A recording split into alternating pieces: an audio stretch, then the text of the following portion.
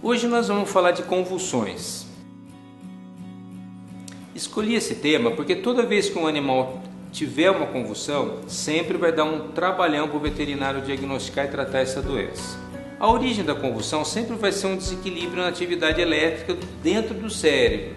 No entanto, as causas são muito variadas.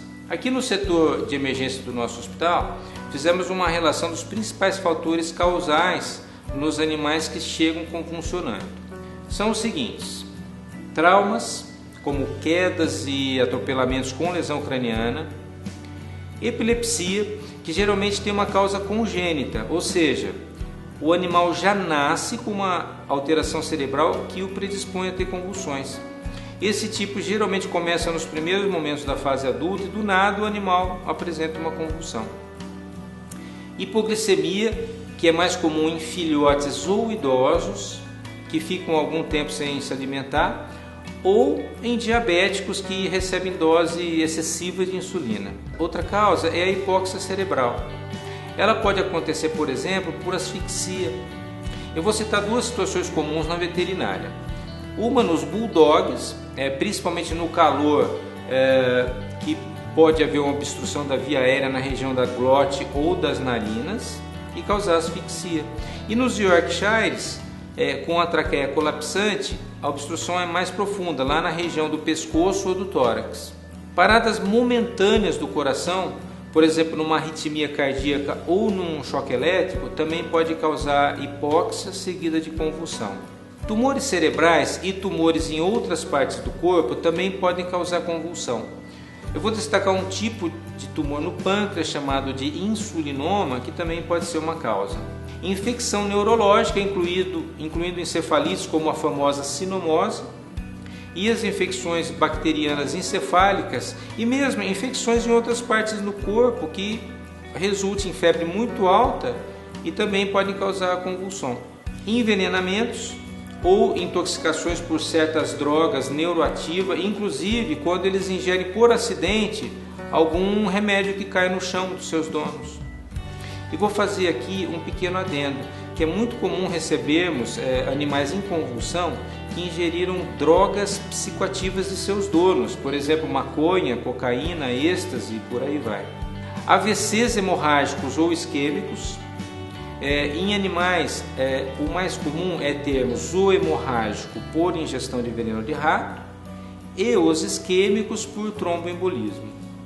Doenças em outros órgãos, como no rim, por exemplo, na insuficiência renal por conta da uremia, e no fígado, por exemplo, uma doença chamada shunt porto sistêmico, também são causas de convulsões.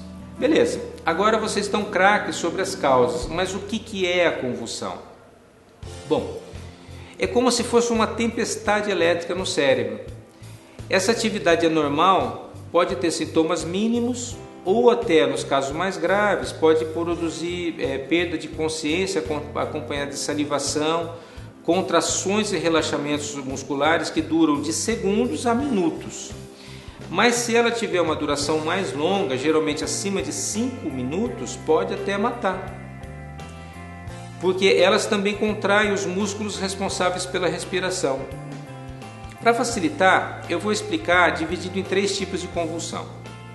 O primeiro é a convulsão parcial ou focal, que geralmente o animal permanece consciente e tem apenas espasmos em certos grupos musculares, geralmente na cabeça ou nas patinhas, ou alterações neurológicas leves, tipo perda da visão ou ausência, que é um tipo de desconexão temporária, quando parece que ele fica ali parado, mas não está nem ali, ou fica até caçando mosquitinhos imaginários.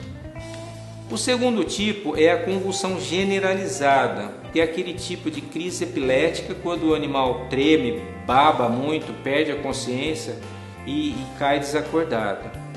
E o terceiro caso é quando uma crise generalizada se encadeia em outras, sem parar.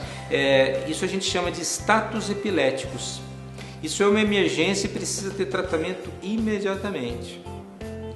O tratamento, via de regra, é feito com anticonvulsivantes por via venosa e às vezes é até necessária a manutenção do animal em coma induzido.